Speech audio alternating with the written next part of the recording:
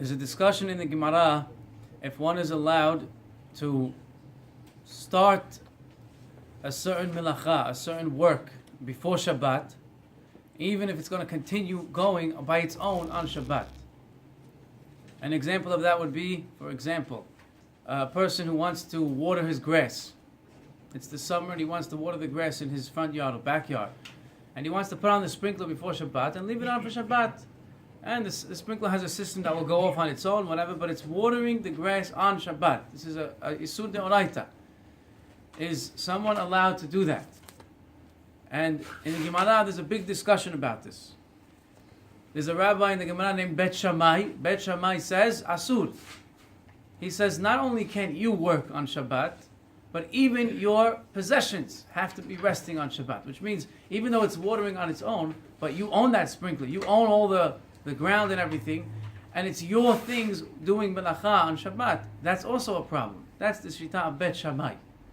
However, luckily we have the Shita of Bet Hillel. Bet Hillel says no. The Isur of doing melacha is only on you, not on your possessions, which means you don't have to make sure that your possessions are not doing melacha on Shabbat. That's not the issue. The issue is that you're not doing melacha, and therefore you're allowed to leave the sprinkler on for Shabbat.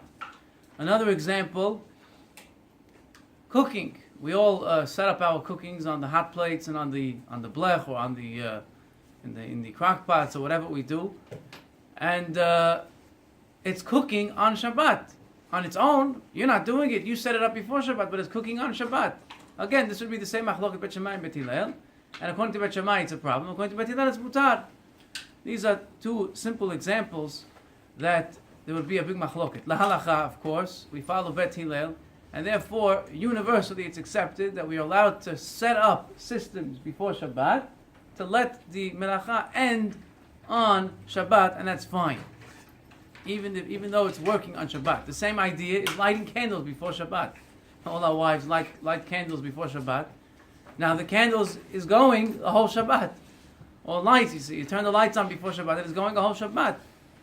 There's melacha happening on Shabbat, and you set it up before, and it should be the same issue. And again, the halacha is like Bet Hillel, this is all mutar. So basically, we set everything up before Shabbat, and even though on Shabbat it's happening, it is mutar.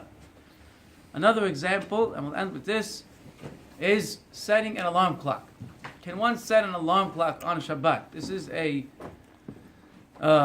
similar idea where it's going to ring on Shabbat. So you're going to do melacha, basically your clock, which belongs to you, is doing melacha on Shabbat. Is that okay? Could you set it before Shabbat to do that? And here, Chamavanya brings down that, especially according to Sfaradim, it's fine. 100% you're allowed to set your alarm clock. Obviously, you got to have an alarm clock that goes off. Otherwise, it's going to be ringing a whole Shabbat. Mm-hmm. You got to have an alarm clock that goes off after a minute. Usually, the battery-powered alarm clocks have that they go off after a minute. You got to make sure that it's going to go off. Otherwise, you're in a problem. But definitely, it's mutar to set your alarm clock. According to Ashkenazim, this might be an issue because something that makes noise, loud, maybe they feel, even though midoraita it's mutar, but since it makes noise, it takes away the kavod of Shabbat. There's a lot of noise. It sounds like chol. It sounds like something's happening on Shabbat, and therefore the Ashkenazim maybe are a little more machmir with this. Not all of them. A lot of them are mekel, even with that. But this is another example of what's mutar to set up before Shabbat to happen on Shabbat. Anyway, Baruch Adonai Le'olam. Amen ve'amen.